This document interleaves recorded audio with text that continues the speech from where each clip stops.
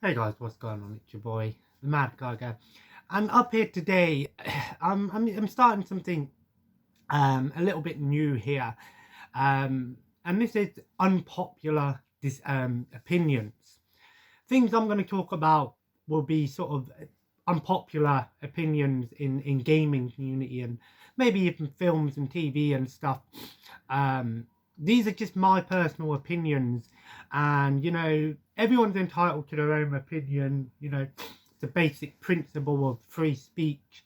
And like I said, anytime I make these discussions, arguments, whatever you want to call them, I'll obviously, try to find the good as well as my personal opinion. And today's topic is the GTA Definitive Edition isn't that good because not because the game was bad, but because the original games haven't aged well. And that is the GTA PS2 trilogy aged well? And my opinion is no. Now, of course, we all know the controversy that this game had when it came out about how bad and how unplayable it was. It was littered with bugs. And unfortunately, this is becoming a bit of a norm amongst new games. Games are releasing in states of, incomplete states, and we're getting games that we were promised to be, the next big thing, Cyberpunk. But when they come out, they've often been completely broken, unplayable, not worth the money. People are refunding the games.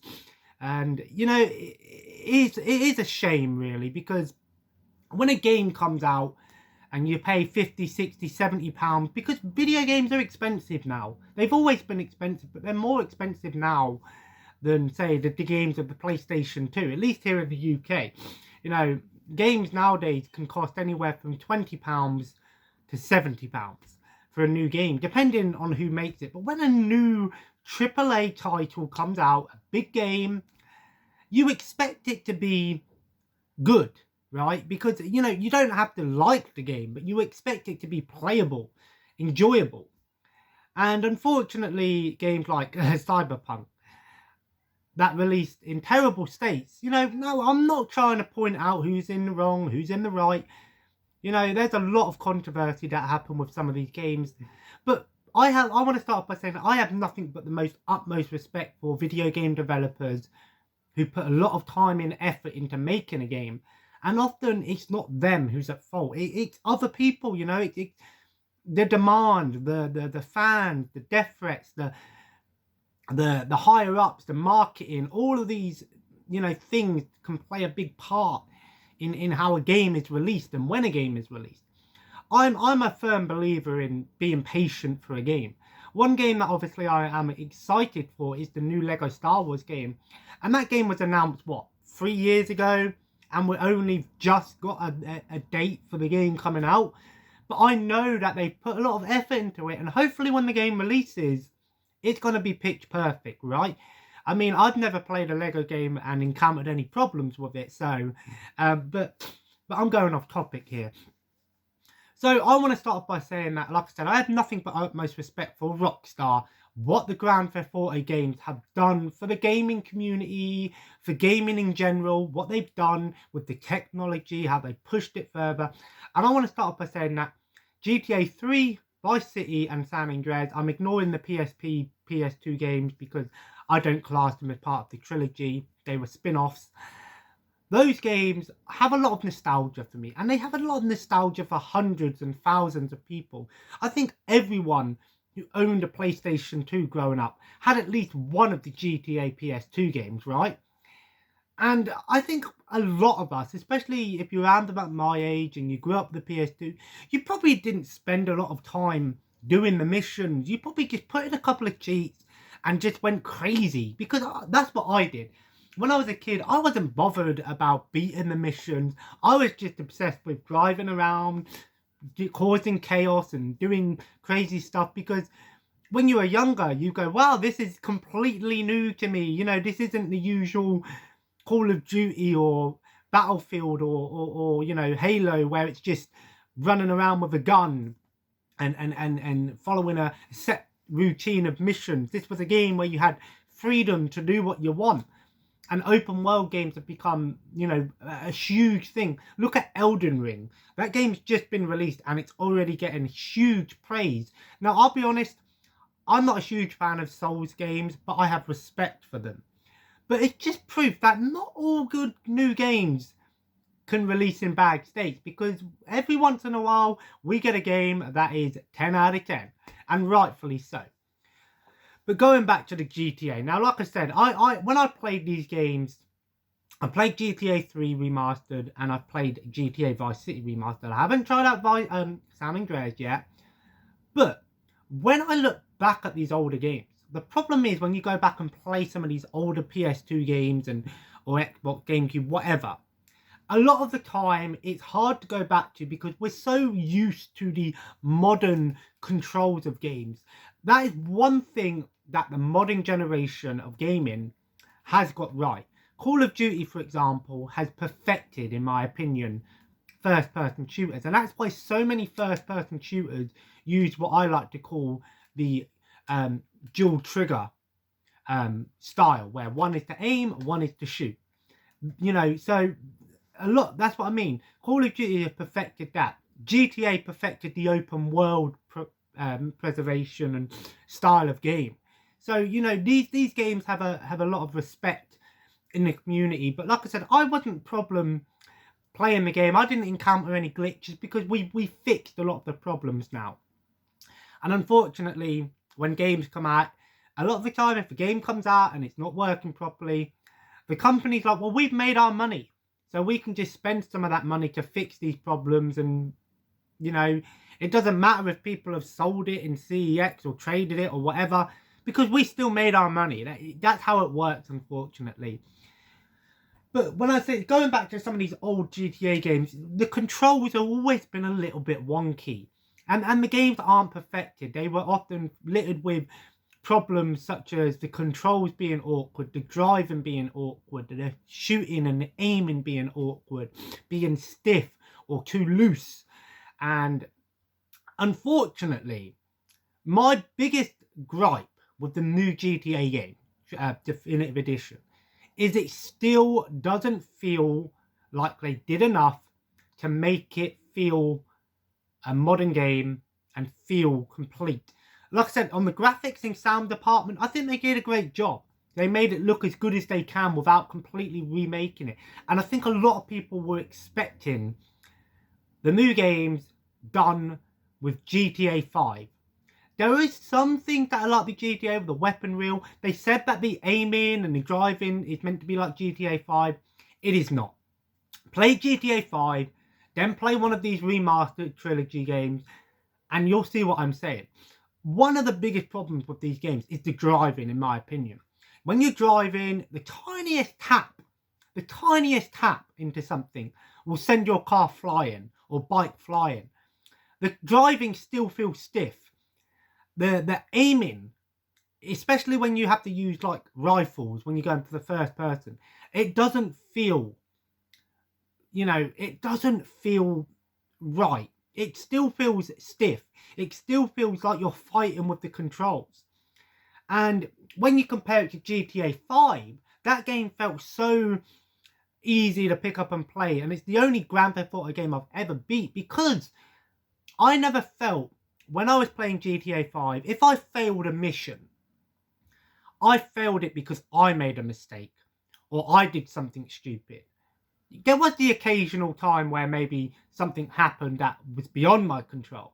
But in these older GTA games, there's always something stupid and you're always fighting with the game, with the controls, and with the actual, you know, universe itself. Like one mission that really pissed me off is when you have to chase someone on a bike and, you know, they're shooting at you, and then, you know, if they shoot your tires out and you go flying, or there would always be someone that would get in the way and send you flying, or a police officer would arrest you for no reason. And even when the shooting mechanics You know, you're getting shot at so many from about 5, 6, 7 different people, and you can't take cover, you can't hide, you know, and it's all a case of trying to aim and lock on, and the aiming still feels awkward.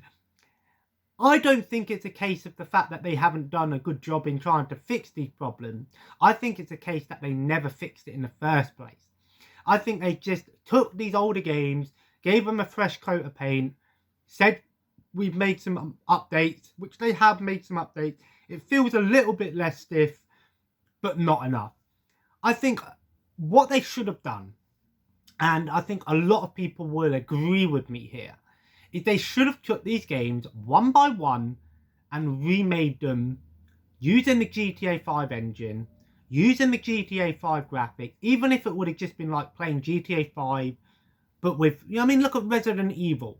You know, Resident Evil Remake 1 and 2 and 3. They used the original game for reference, but they rebuilt it using a new engine. They could have done that with GTA 5. I think, you know, Rockstar know that GTA 6 is obviously the big one, and, you know, we don't know whether or not that's going to be the next project, but it more than likely is. But I think they haven't done these games justice. But at the same time, I don't think these games were ever at a point where they needed to be remade, because the originals were good for the time, but they haven't aged well. And when you're playing these games, you still feel like you're playing the original games, just with a few enhancements. And that's unfortunate when you have a remaster. But I want to let's look at another remaster, the Devil May Cry remastered. One of the first remasters that ever came out, really.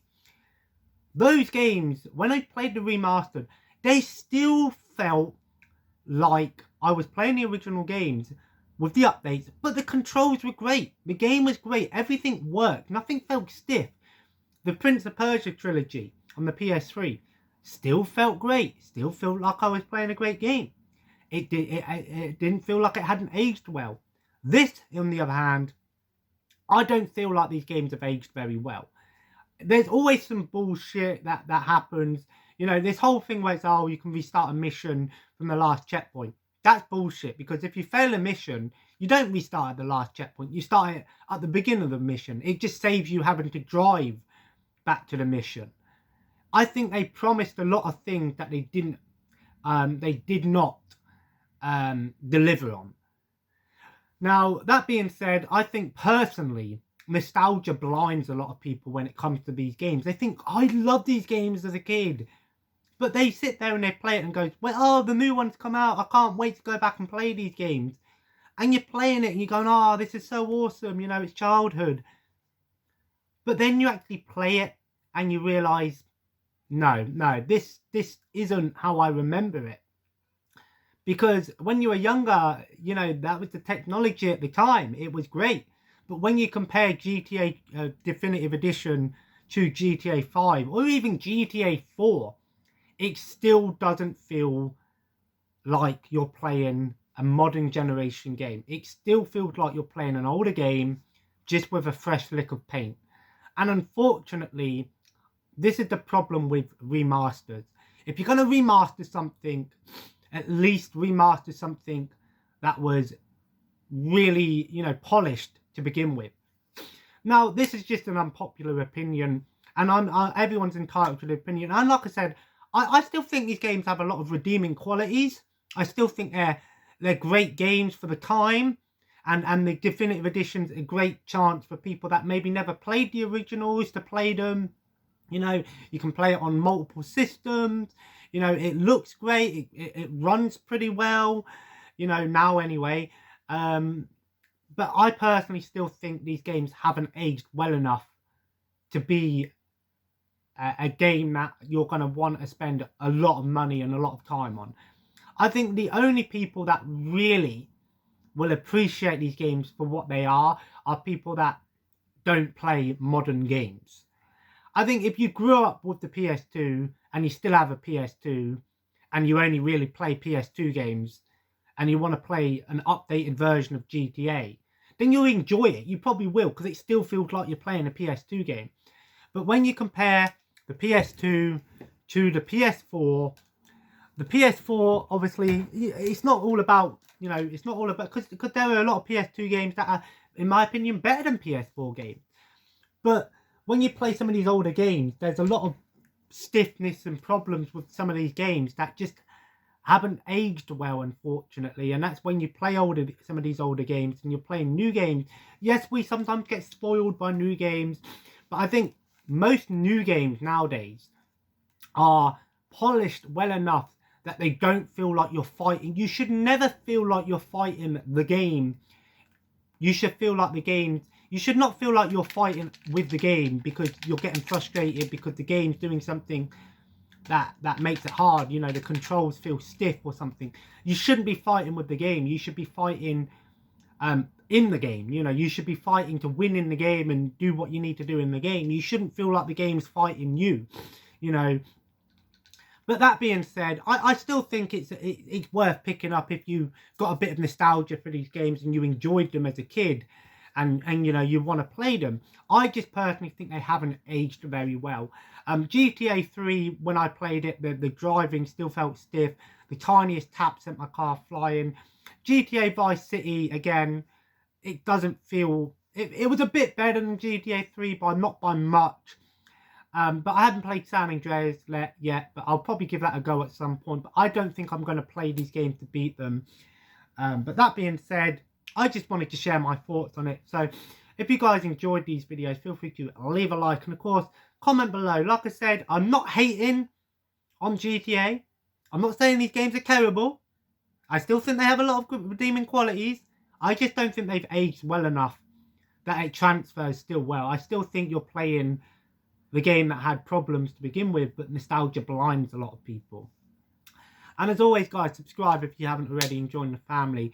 I'm going to go and I might play some Switch in a bit. I'm going to play some more Warriors of Rock 4. I think we might be going out for a quick walk and stuff there. Tonight I'm going to play some Call of Duty Infinite Warfare, do the campaign for that. I've only done it once back on the Xbox One, and I remember it being pretty decent, so I'm going to play it again on the PS4. And as always, guys, and then tonight I'm going to watch Iron Man 3. I've heard it's not that great of a movie. Some people say it's good, some people say it's bad, but I'm continuing on with the phase 2 of the MCU.